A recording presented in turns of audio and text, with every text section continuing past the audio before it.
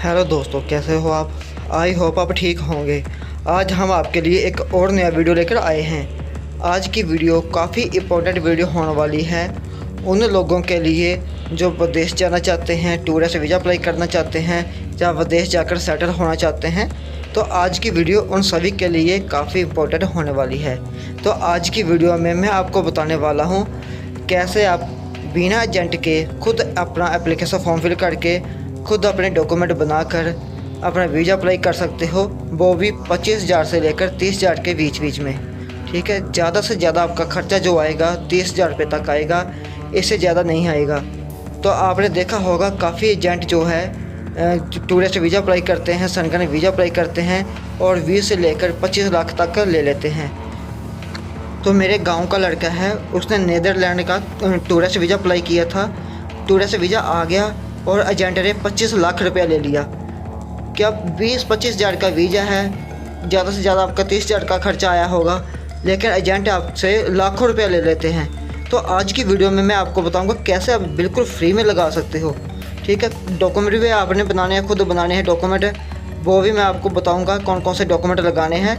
तो आज की वीडियो में मैं आपको बताने वाला हूँ कैसे आप नीदरलैंड का वीज़ा अप्लाई कर सकते हैं बिना एजेंट के। ठीक है, कोई भी पैसा नहीं लगना, आपका बिल्कुल फ्री खाते में हो जाएगा।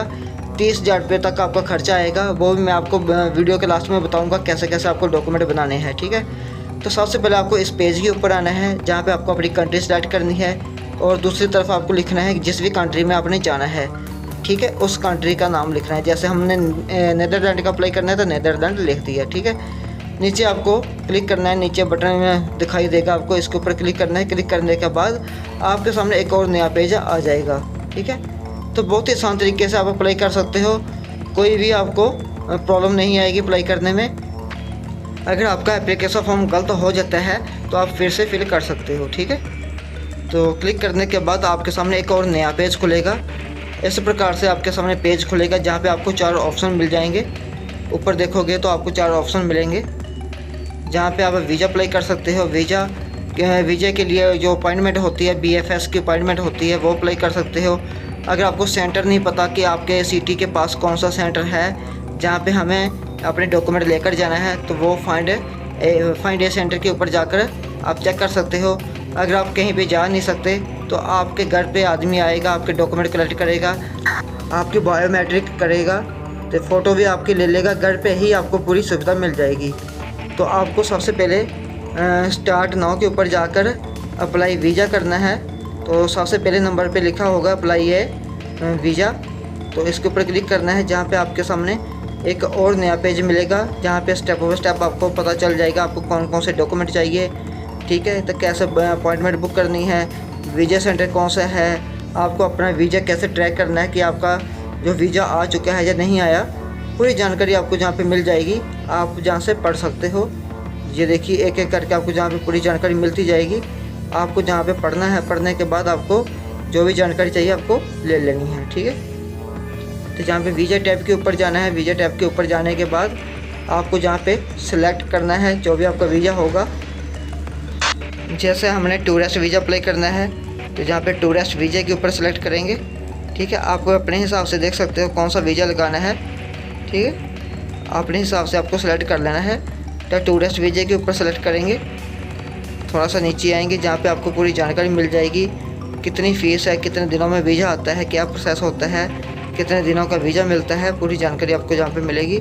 वीज़ा फ़ीस की बात करें तो जहाँ पे आपको वीज़ा फ़ीस के ऊपर क्लिक करना है। जहाँ पे आपको बटन मिलेगा क्लिक हेयर के ऊपर क्लिक करके आपको इस पेज के ऊपर आ जाना है। जहाँ पे आप देख सकते हो यूरो में पैसे लिखे हुए हैं और INR में, इंडियन करेंसी में भी लिखे हुए हैं। आपको अपने हिसाब से देख लेना है कि आपकी फ़ीस कितनी लगती है। तो मैं आपको बताऊं तो आपकी जो एंट्री फ़ीस होती है, आपके वीज़ा की फ़ीस होती है लगभग 9,940 रुपये लगती है। तो जब आप BFS ऑफिस में जाते हो तो वहाँ पे 450-500 रुपये आपसे ले लेते हैं। आपके SMS के जो पैसे हैं वो ले लेते हैं, तो वो भी आपको लेकर जाना चाहिए। तो क्योंकि वो लेते ही लेते हैं, कोई ना कोई सर्विस देनी होती है उन्होंने, तो इससे ज़्यादा का आपको कोई भी सर्विस नहीं लेनी, कोई भी फालतू पैसा वहाँ पे नहीं देना। वो कहते हैं कि VIP सर्विस चाहिए आपको, तो VIP सर्विस में आप 5,000 रुपये लेते हैं वो। तो आपको कहीं पे भी नहीं जाना, आपको एक जगह बैठे रहना है। सभी आपको डॉक्यूमेंट, सभी रेडी डॉक्यूमेंट जो भी करना है उन्होंने आप खुद ही कर लेना है, ठीक है। लेकिन आपको 5,000 रुपया खर्चने की ज़रूरत नहीं है। तो आपको जितने भी पैसे हैं सिर्फ हम वैसे फीस ही देनी है, ठीक है।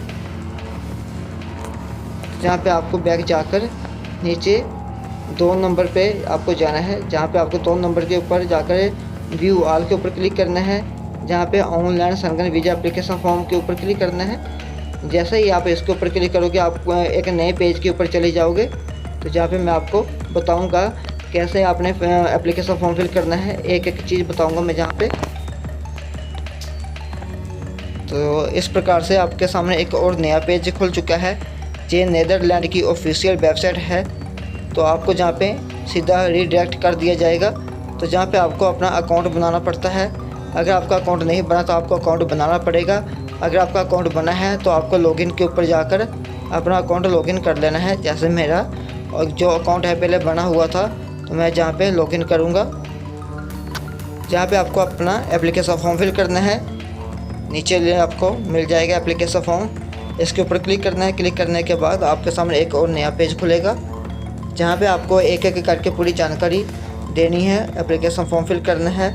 टोटल 6 स्टेप हैं, तो ये 6 स्टेप आपको कंप्लीट करने हैं, एक एक करके पूरी जानकारी जहाँ पे आपको देनी है, ठीक है। तो आप कहाँ पे रहते हो, जो भी आपकी कंट्री है उस कंट्री का नाम लिखना है। कौन सी कंट्री में जाना चाहते हो उस कंट्री के बारे में बताना है कि आपको इस कंट्री का संगठन वीज़ा अप्लाई करना है, ठीक है। एक एक करके आपको पूरी जानकारी जहाँ पे देनी है, फॉर्म फिल करना है। जहाँ पे मैं लिख देता हूँ नीदरलैंड, ता करके नहीं उठाया इसे, सीधा नीदरलैंड लिखूँगा। नीदरलैंड लिखा तो जहाँ पे खुलकर आ चुका है नीदरलैंड। तो इसी प्रकार से आपका एक एक करके फॉर्म फिल होगा। तो जहाँ पे आपको मिल जाएगा नीचे सिंगल एंट्री, 2 एंट्री या मल्टीपल। तो हमें सिंगल एंट्री के ऊपर ही सिलेक्ट करना है। तो 2 एंट्री होता है कि 2 देशों में जाना चाहते हो, मल्टीपल एंट्री होता है कि 2 से ज़्यादा देशों में जाना चाहते हो, तो आपका मल्टीपल एंट्री आ जाएगा। तो सिर्फ आपको एक ही देश चुनना है। सिर्फ आपको नीदरलैंड में जाना है, तो सिर्फ आपको जहाँ पे सिंगल एंट्री के ऊपर क्लिक करना है। नीचे आपका आ जाएगा कि आप कहाँ के रहने वाले हो, तो जहाँ पे आपको अपना इंडिया सेलेक्ट करना है। जहाँ पे आपको कब जाना है, कब वापस आना है, वो प्लान बताना है कि आपका प्लान क्या है, कितने दिनों का प्लान है, वो आपको जहाँ पे बताना है।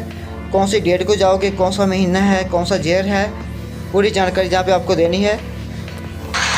तो नीचे वापस आने की भी डेट जहाँ पे बतानी है, तो अपने हिसाब से आपको सेलेक्ट कर लेनी है। जब आप वीज़ा अप्लाई करोगे, अपॉइंटमेंट बुक करोगे, तो अपॉइंटमेंट पे आपको 2 महीने पहले बुक करनी है। 2 महीने बाद का टाइम जहाँ पे देना है, ठीक है। तो कोशिश करनी है 2 महीने का टाइम हो, गैप हो 2 महीने का जब आप वीज़ा अप्लाई करोगे। तो अपने हिसाब से सेलेक्ट करनी है। मैं ये डेमो के लिए वीडियो बना रहा हूँ, तो कुछ भी मैं लिख सकता हूँ, जहाँ पे सिर्फ डेमो है ये। तो जहाँ पे आपका प्लान बता दिया गया है, 11 डे का प्लान है आपका, ठीक है। 11 दिन बन जाते हैं। जहाँ पे आपको क्लिक करना है, इस जगह पे आपको क्लिक करना है, ठीक है। थोड़ा सा नीचे आएंगे तो जहाँ पे भी आपको क्लिक करना है। क्लिक करने के बाद आपको आगे चले जाना है। आपके सामने अगला पेज खुल जाएगा, जहाँ पे आपको अपना नाम लिखना है। अपने पासपोर्ट के ऊपर आपको देखना पड़ेगा कि आपका जो नाम है एक ही लाइन में है। जैसे दलजीत सिंह मेरा नाम लिखा हुआ है, जहाँ आपका गिवन नेम और सर नेम अलग अलग है, तो अपने हिसाब से आपको देखना है। अगर एक ही लाइन में है तो आपको दोनों जगह सेम नाम लिखना है। अगर आपका नाम अलग अलग है तो आप अलग अलग लिख सकते हो, ठीक है। अगर आपका एक ही लाइन में है तो आपको एक ही लाइन में लिखना है, 2 जगह लिख देना है, ठीक। जहाँ पे मेल हो या फीमेल हो वो सेलेक्ट करना है। जहाँ पे आपको अपनी डेट ऑफ बर्थ के बारे में बताना है, तो जहाँ पे आपको जेस के ऊपर क्लिक करना है। तो अपने हिसाब से आप देख सकते हो, जेस के ऊपर क्लिक करना है। अगर आप ओनली बर्थ के ऊपर क्लिक करोगे तो आपकी जो सन है लास्ट वाली वो आपकी आ जाएगी, तो नहीं तो आपकी जहाँ पे डेट ऑफ बर्थ जो भी है वो जहाँ पे आपकी आ जाएगी, ठीक है। तो इस प्रकार से आपका आ जाएगा। उसके बाद आपको अपने पासपोर्ट के ऊपर देखना है कि वहाँ पे प्लेस ऑफ बर्थ क्या लिखा हुआ है, ठीक है। आपके गांव का नाम लिखा है या आपकी सिटी का नाम लिखा है। अगर गांव का नाम लिखा है तो आपको जहाँ पे भी अपने गांव का नाम लिखना है, अपने विलेज का नाम लिखना है। अगर आपके सिटी का नाम लिखा हुआ है तो आपको जहाँ पे सिटी का नाम लिख देना है। जैसे वहाँ पे लिखा है, अगर 2-3 लाइन में लिखा है, जैसे गांव आपका नौशहरा हो गया, जहाँ आपका गांव कोई भी हो गया, उसके साथ आपके सिटी का नाम है, तो उसी हिसाब से आपको जहाँ पे भी लिखना है। उसके बाद आपकी जो भी कंट्री है वो लिखनी है। उसके बाद आपको लिखना है कि आप सिंगल हो या मैरिड हो, अपना स्टेटस देना है। तो आपको अपने हिसाब से जहाँ पे लिखना हुआ, तो जैसे मैंने जहाँ पे लिख दिया है मैरिड, तो मैं डेमो के लिए वीडियो बना रहा हूँ, जहाँ पे मैरिड लिखा है मैंने, आप अनमैरिड भी लिख सकते हो, ठीक है। तो आपका जो जन्म हुआ है वो नाम और जो अभी का नाम है उसमें कोई चेंजिंग है, तो आपको जहाँ पे अपने हिसाब से सेलेक्ट करना है कि चेंजिंग है या नहीं है। तो सेम नाम नहीं है तो आपको नो के ऊपर क्लिक करके अपना जो बर्थ का नाम है वो अलग देना है, तो दूसरा नाम अलग लिखना है। जैस के ऊपर क्लिक करोगे तो आपका नाम सेम हो जाएगा। जहाँ पे आपको अपना आईडी कार्ड देना है, तो जो भी आपकी कंट्री का आईडी कार्ड होगा, अगर आप पाकिस्तान से अप्लाई करने वाले हो तो आपका कोई ना कोई आईडी कार्ड होगा, अगर आप नेपाल से अप्लाई करने वाले हो तो आपका भी कोई आईडी कार्ड होगा आपकी कंट्री का, वो आपको जहाँ पे देना है। तो जहाँ पे मैं डेमो के लिए एक वीडियो बनाई है, तो मैंने कोई भी यहाँ पे आईडी कार्ड नंबर दे दिया है, किसी भी आधार कार्ड का नंबर आपको दे देना है, ठीक है। उसके बाद आपको नीचे आना है, तो जहाँ पे पर्सनल डिटेल, जहाँ पे आपको अपना एड्रेस डालना है, जो भी आपका एड्रेस है वो डालना है, अपने विलेज का नाम डालना है, जो भी आपका हाउस नंबर है वो डालना है। तो एक एक करके पूरी जानकारी जहाँ पे डालनी है। तो प्लेस ऑफ रेजिडेंस में आपके गांव का नाम भी आ सकता है और आपकी सिटी का नाम भी आ सकता है, आप दोनों में से कोई भी लिख सकते हो जहाँ पे, ठीक है। तो जहाँ पे आपकी कंट्री का नाम आ जाएगा, जिस भी कंट्री में आप रहते हो उस कंट्री का नाम जहाँ पे आ जाएगा। उसके बाद जहाँ पे लिखा है कि आपकी जो रेजिडेंसी है वो इंडियन है, जहाँ और भी है, तो आपको जहाँ पे जैस के ऊपर क्लिक करना है कि हमारी इंडिया है, ठीक है। तो आप जो है सनगन वीज़ा जब अप्लाई करोगे उसके बाद इंडिया वापस आओगे, तो आपको जैस के ऊपर क्लिक करना है, जैस हम वापस आएंगे, ठीक। उसके बाद आपके पास आपकी फैमिली में कोई ऐसा मेंबर है जो यूरोप में पहले रहता है या जिसके पास यूरोप का वीज़ा है, तो आपको जहाँ पे नो सेलेक्ट करना है। उसके बाद आपको आगे चले जाना है, दूसरे पेज के ऊपर जाओगे, आगे जाना है आपको। तो इस प्रकार से आपको नो सेलेक्ट करना है। नीचे देखोगे तो जहाँ पे आपको अपनी जानकारी देनी है, आपका जो भी बिजनेस है उसके बारे में बताना है, तो जहाँ पे आप सेलेक्ट कर सकते हो। अगर आपको जहाँ पे बिजनेस नहीं मिलता तो आपको लास्ट पे ऑप्शन मिल जाएगा अदर का, वहाँ पे जाकर आप अपना बिजनेस डाल सकते हो। तो जैसे मैं मेडिकल लाइन से, तो जहाँ पे मैंने मेडिकल लाइन के बारे में लिख दिया है, जहाँ पे अपने बिजनेस का नाम लिखूँगा। तो इसी प्रकार से आपको भी अपने बिजनेस का नाम लिखना है। अगर आप जॉब करते हो तो उस ऑफिस का नाम लिखना है जहाँ पे आप जॉब करते हो, ठीक है। तो पूरी जानकारी जहाँ पे आपको डालनी है। मैं एक डेमो के लिए वीडियो बना रहा हूँ, तो मैंने कोई भी जानकारी सही नहीं डाली, सब फेक जानकारी है। तो आपको अपने हिसाब से डालनी है, जो भी आपको जानकारी डालनी है तो अपने हिसाब से डालकर जहाँ पे आपको पूरा एड्रेस डालना है, जो भी एड्रेस होगा। तो एक एक की जानकारी आपको ब्रीकी से डालनी है। जो भी जानकारी डालनी है उसको 2-3 बार चेक करना है, कोई स्पेलिंग तो नहीं मिस्टेक, कहीं पे कोई गलत तो नहीं लिख दिया गया। तो पूरी जानकारी आपको सही से चेक करनी है। उसके बाद आपकी कंट्री का नाम आ जाएगा, नीचे जहाँ पे कंट्री लिखा हुआ है, जहाँ पे आपको इंडिया सेलेक्ट करना है। नीचे आपको मोबाइल नंबर लिखना है, जो भी आपका मोबाइल नंबर है वो लिखना है। तो सबसे पहले आपको अपनी कंट्री का कोड जो है वो सिलेक्ट करना पड़ेगा। तो आगे आपको अपना मोबाइल नंबर लिख देना है, जो भी आपका मोबाइल नंबर होगा वो लिख लेना है।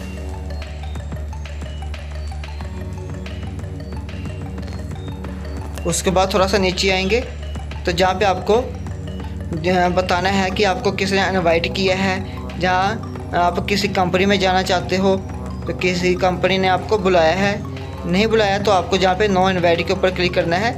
अगर आपको किसी ने बुलाया है तो जहाँ किसी कंपनी में जाना चाहते हो तो आपको जहाँ पे नीचे वाले दोनों ऑप्शनों के ऊपर क्लिक करना है। तो हमारे केस में हमें किसी ने इनवाइट नहीं किया, तो जहाँ पे नो इनवाइट के ऊपर क्लिक करेंगे। उसके बाद नीचे आएंगे, जहाँ पे हम लिखेंगे, ये देखिए नॉन इनवाइट के ऊपर क्लिक करना है, सॉरी। तो अब उसके बाद नीचे आना है, जहाँ पे आपको बताना है कि आप होटल में रुकने वाले हो। तो जहाँ पे आपको इन होटल लिखना है, जहाँ पे होटल का नाम लिखना है, जो भी ABCD जो भी होटल का नाम है आपको वो लिखना है, ठीक है। जो भी होटल है आपको लिख सकते हो। जहाँ पे एड्रेस लिखना है, जहाँ पे पिन कोड लिखना है, जहाँ पे पूरा प्रॉपर एड्रेस लिखना है होटल का, जैसे आपने अपने नाम के अंदर लिखा था, जहाँ पे वहाँ का पिन कोड लिखना है। जो भी होटल का पिन कोड होगा वो लिखना है। सिटी लिखनी है, जिस भी सिटी में रुकने वाले हो वो लिखना है। नीदरलैंड में जो भी सिटी है वो आपको लिखनी है। उसके बाद आपको यहाँ पे कंट्री लिखनी है, नीदरलैंड, ठीक है। जब आप अपनी पूरी प्रॉपर तैयारी करोगे तो तब आपको पता चलेगा कौन कौन से डॉक्यूमेंट कैसे लगाने हैं। उसके बाद आपको यहाँ पे बताना है कि आप नीदरलैंड में स्टे करने के बाद आप इंडिया वापस चले जाओगे, जहाँ पे नहीं रुकोगे। जहाँ पे लिखा हुआ है कि आप स्टे करोगे और कहीं, तो हम नहीं करेंगे, तो इसलिए हमने नो लिख दिया है, ठीक है। जहाँ पे आपको पेमेंट के ऊपर सेलेक्ट करना है, जहाँ पे cash payment, credit card payment और अदर पेमेंट के ऊपर जाना है। जहाँ पे आपको सेविंग लिखना है, जहाँ पे सेविंग लिखेंगे। सेविंग लिखने के बाद आपको जहाँ पे नीचे अगले पेज के ऊपर चले जाना है क्लिक करके, जहाँ पे आपको नो रखना है, कुछ भी नहीं करना। तो आप अगले पेज के ऊपर चले जाओगे, जहाँ पे आपको बताना है कि आपको कौन से वीज़े पे जाना है। तो जहाँ पे आपको टूरिस्ट वीज़ा, टूरिज़म लिखा हुआ है वो सेलेक्ट करना है। जहाँ पे देख सकते हो, अगर आप मेडिकल के लिए जाना चाहते हो तो मेडिकल के ऊपर भी सिलेक्ट कर सकते हो। जहाँ पे हम टूरिस्ट वीज़ा अप्लाई करने वाले हैं तो टूरिस्ट लिख दिया। जहाँ पे जो ऑप्शन है, जहाँ पे क्या लिखना है, उसके लिए मैंने ये जहाँ पे बना के रखा हुआ था पूरा प्रॉपर जो पैराग्राफ है। आपको ये वाला पैराग्राफ बारीकी से समझना है, वीडियो को रोक कर, जहाँ पे आप कॉपी पेस्ट कर सकते हो, जहाँ पे पढ़ सकते हो क्या क्या लिखा है। तो आपको सेम टू सेम ये लिख देना है, ठीक है। ऐसे ही लिख देना है जो मैंने लिखा है, इसके अंदर कोई भी चेंजिंग नहीं करना। तो जहाँ पे आप देख सकते हो, जहाँ पे बताना है कि आप किस लिए जाना चाहते हो नीदरलैंड, तो आपको जहाँ पे पूरी जानकारी देनी है। तो जैसे मैंने लिखा है आप सेम टू सेम ऐसे लिख सकते हो, ठीक है, और कुछ भी नहीं करना। नीचे आपको रीजन देना है, और कहीं जाना चाहते हो तो जहाँ पे आपको नो के ऊपर सेलेक्ट करना है, क्योंकि हम नीदरलैंड के बिना और कहीं पे भी नहीं जाना चाहते। फिर आपको गो टू डॉक्यूमेंट के ऊपर जाना है, जहाँ पे आपको ट्रैवल डॉक्यूमेंट के बारे में जानकारी देनी है, जो कि आपका पासपोर्ट है। जहाँ पे आपका पासपोर्ट जो भी है वो सिलेक्ट करना है। उसके बाद पासपोर्ट नंबर लिखना है, जो भी आपके पासपोर्ट के ऊपर नंबर होगा वो लिखना है। जहाँ पे जो भी पासपोर्ट है आपका, उसके ऊपर लिखा होगा आपका पासपोर्ट कब इशू हुआ था, वो डेट लिखनी है। उसके बाद आपका पासपोर्ट कब तक वैलिड है वो लिखना है डेट, ठीक है। अपने पासपोर्ट के ऊपर आपको देखना है तो बिल्कुल सही से लिखना है, कोई भी जानकारी गलत नहीं डालना, नहीं तो आपका वीज़ा नहीं लगेगा। तो जहाँ पे कौन सी कंट्री से पासपोर्ट इशू हुआ है, मैंने गलत लिख दिया, थोड़ा सा गलत हो गया, 2023 लिख हो गया, जहाँ पे 2030 लिखना है, इसको यस अब ठीक है। तो जहाँ पे आपको कंट्री का नाम लिखना है, जिस भी कंट्री से आपका पासपोर्ट आपको मिला है उस कंट्री का नाम लिखना है। तो जहाँ पे आप लास्ट वाला ऑप्शन फिल करना चाहते हो तो कर सकते हो, नहीं तो आप जहाँ पे भी इंडिया लिख सकते हो, ठीक है। उसके बाद नीचे आओगे तो आपने पहले वीज़ा अप्लाई किया था, क्या आपके पहले जो फिंगरप्रिंट है वो हुए थे? तो अगर हुए थे आपको येस के ऊपर क्लिक करना है, नहीं हुए तो आपको नो के ऊपर क्लिक करके आगे चले जाना है। जहाँ पे आपके सामने पूरी जानकारी खुल जाएगी, जहाँ पे आपको येस के ऊपर क्लिक करना है। येस के ऊपर क्लिक करोगे तो आपकी जो भी जानकारी है वीज़ा के रिलेटेड वो आपके जो मेल है उसके ऊपर आ जाएगी, ठीक है। आपको जहाँ पे सेलेक्ट करना है येस, येस के ऊपर सेलेक्ट करने के बाद आपको चेक करनी है पूरी जानकारी, क्योंकि ये फॉर्म एक बार सबमिट हो गया तो इसको एडिट नहीं कर सकते। तो पूरी जानकारी सही से चेक करनी है। अगर कोई गलती हो गई है तो आपको वो ठीक कर लेनी है, जहाँ पे आपको चेंज कर लेना है, ठीक है। तो जहाँ पे क्लिक करना है येस के ऊपर, तो हमारी जो एप्लीकेशन है वो कंप्लीट हो चुकी है। तो आपको जहाँ पे मैं दिखा देता हूँ चौथे नंबर पे, ये देखिए, ये जो जानकारी मैंने आपको बताया था कि सेम टू सेम आपको यही लिखना है। तो जहाँ पे आप वीडियो को पुश करके आप देख सकते हो। मैं थोड़ा सा बड़ी कर देता हूँ, स्क्रीन को थोड़ा सा बड़ा करके दिखा देता हूँ ताकि आपको कोई प्रॉब्लम ना हो। तो आपको सेम टू सेम यही चीज़ लिखनी है।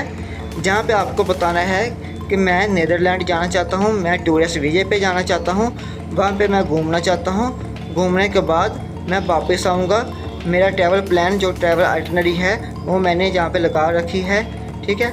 उसी के हिसाब से मैं आपको जहाँ पे बता रहा हूँ कि मैं वापस आऊँगा, ठीक है। बस इतनी सी जानकारी है। फिर आगे चले जाना है डाउनलोड फॉर्म के ऊपर, जहाँ पे क्लिक करना है तो आपका जो फॉर्म है वो डाउनलोड होकर आ जाएगा।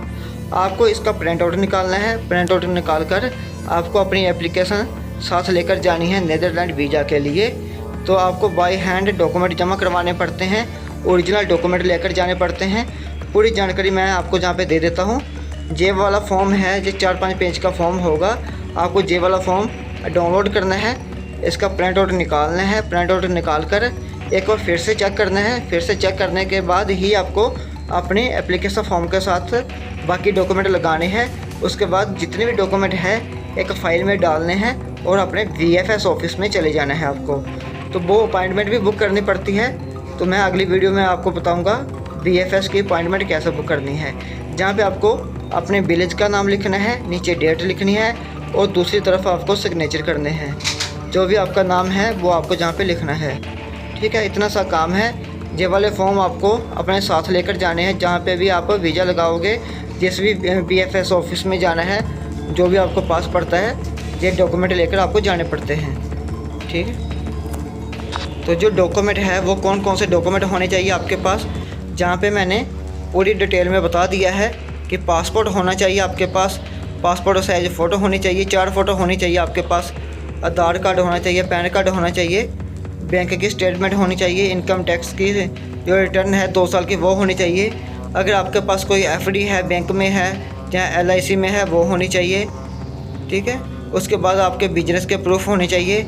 जो भी आपका बिजनेस है उसका लेटर हेड होना चाहिए, उसका रजिस्ट्रेशन नंबर होना चाहिए, कंपनी रजिस्टर होनी चाहिए। तो GST नंबर की आपको ज़रूरत नहीं है। आपको प्रूफ देना है कि हमारा बिजनेस जहाँ पे है, तो ये वाला हमारा बिजनेस है। उसके बाद आपके पास ट्रैवल डॉक्यूमेंट होने चाहिए। पूरी जानकारी जहाँ पे मैंने आपको बता दी है। तो जो आपको चाहिए डॉक्यूमेंट मैंने जहाँ पे आपको बताया है। अगर अदर डॉक्यूमेंट के बारे में पूछना चाहते हो तो आप हमें कमेंट कर सकते हो। कोई जानकारी लेना चाहते हो डॉक्यूमेंट्स के बारे में तो आप हमें कमेंट करके हेल्प ले सकते हो, ठीक है। ये वाले डॉक्यूमेंट आपके पास होने चाहिए जो मैंने जहाँ पे आपको लिस्ट में बता दिए हैं। तो कवर लेटर होना चाहिए, ट्रैवल आइटनरी होनी चाहिए, फ्लाइट बुकिंग होनी चाहिए आपके पास, तो होटल बुकिंग होनी चाहिए, ट्रैवल इंश्योरेंस होनी चाहिए। तो ये सभी डॉक्यूमेंट मैंने आपको जहाँ पे बता दिए हैं। फिर भी आपको कोई जानकारी चाहिए, कुछ पूछना चाहते हैं तो आप हमें कमेंट करके हेल्प ले सकते हैं। तो वीडियो देखने के लिए आपका बहुत बहुत धन्यवाद। वीडियो पसंद आया हो तो वीडियो को लाइक कर दें, चैनल को सब्सक्राइब ज़रूर करें।